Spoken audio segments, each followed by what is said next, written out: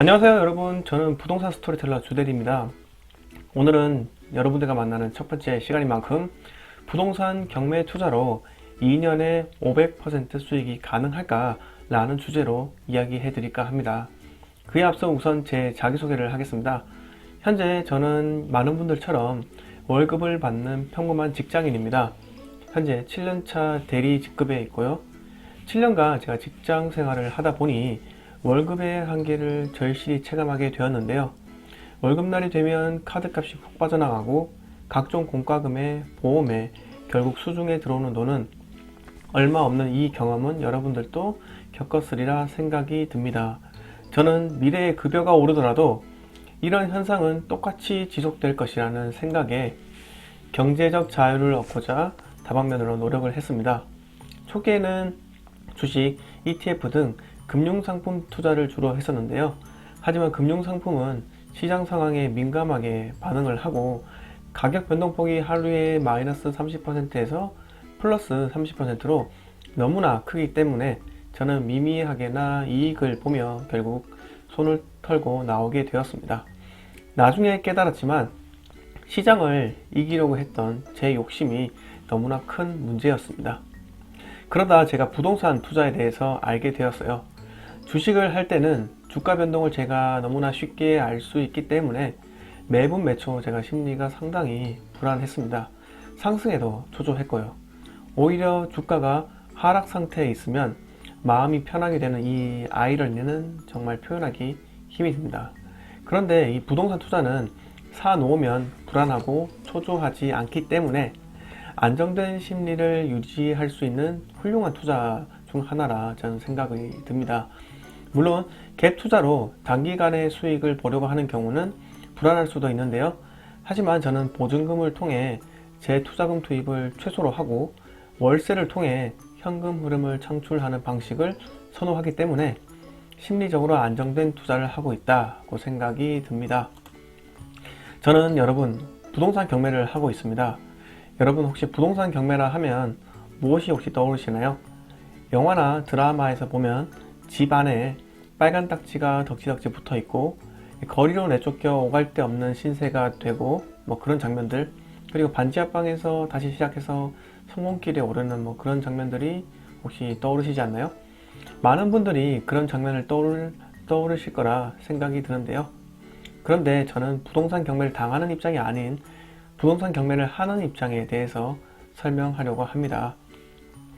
자, 그럼 부동산 경매에 대해서 설명드릴까 하는데요. 부동산 경매는 크게 두 가지 종류로 나뉜다고 생각이 듭니다.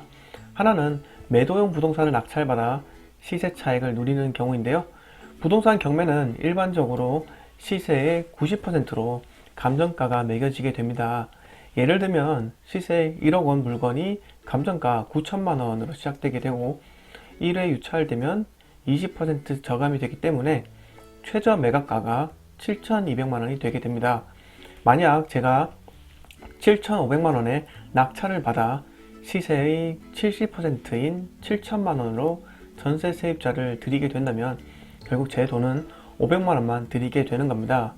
만약 제가 2년 후에 1억 원에 팔게 된다고 하면 저는 500만 원 투자를 해서 2,500만 원을 벌게 되어 500% 이익을 얻게 됩니다. 자, 두 번째는 임대용 부동산을 낙찰받아 현금 흐름을 창출하는 경우입니다. 이는 주로 소형 아파트나 다세대 주택에 해당이 되는데요. 내 자본이 하나도 들지 않아 무피 투자가 가능하기 때문에 경매 전문가들이 선호하는 투자법이기도 합니다. 예를 들어 감정가 7천만 원 상당의 빌라를 5천만 원에 낙찰을 받았다 가정을 해봅시다. 그렇다면 대출은 낙찰가의 80%인 4천만 원이 될 것이라 생각이 드는데요. 그럼 내 투자금은 1천만 원이 들어가게 되는 것입니다. 그런데 보증금 1천만 원에 월 40만 원으로 임차인을 들였다 생각해 볼게요. 그럼 내 투자금은 보증금 회수로 0원이 되게 되는 겁니다. 그리고 월세까지 덤으로 들어오게 되는데요. 대출 이자가 연 3%로 하면 4천만 원에 대한 월 이자는 10만 원이 되게 됩니다. 그렇다면 40만 원에서 10만 원을 차감하면 월 30만 원의 순유입이 일어나게 되는데요. 연간으로 따지면 360만 원이 되게 되는 겁니다. 물론 제 돈 한 푼도 들이지 않고도요. 그런데 많은 분들이 고작 360만원 벌자고 경매로 그 고생을 하냐고 합니다. 여러분, 5채라 생각해보세요. 연간 1,800만원이 되게 됩니다.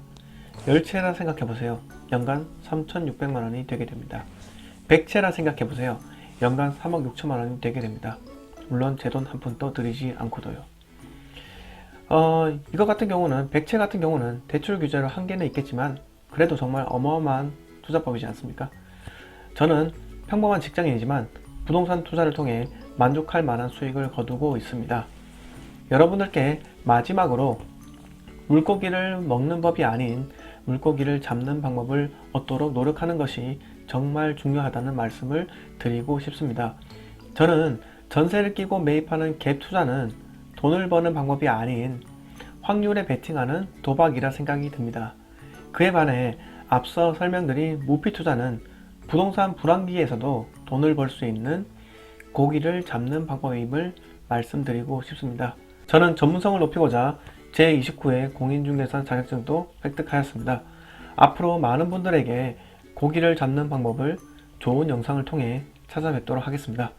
구독과 좋아요는 더욱더 좋은 영상을 만드는 데 큰 도움이 될 것 같습니다.